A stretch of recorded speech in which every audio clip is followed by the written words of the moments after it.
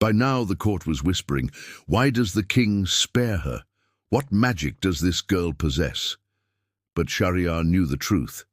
There was no magic, only the voice of a woman, telling stories no man dared forget. And so, as the fourth night faded into darkness, he awaited her again. Scheherazade entered, calm, composed, eternal. "My king," she said gently, "shall I continue?" He nodded, already leaning forward, and the story resumed. The second old man and the two black dogs.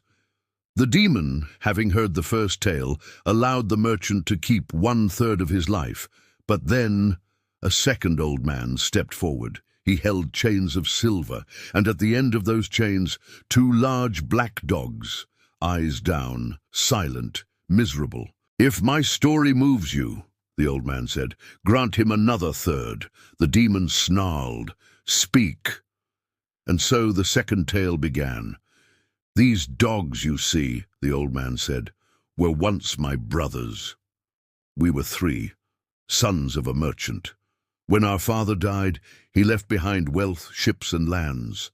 I, the eldest, stayed home, grew the fortune, managed the trade. My brothers, they asked for their shares and left. 10 years passed, no word, I assumed them dead, until one winter night they returned, poor, tattered, eyes filled with guilt. 'Forgive us,' they said. 'We were foolish. We failed.' I welcomed them like no time had passed, fed them, clothed them, shared all I had, and then I made a mistake. I trusted them. Together we sailed to a distant land, carrying jewels, spices, treasures. But one evening while we rested on an island, they struck, drugged my drink, tied me up, stole everything. And worse, they cursed me.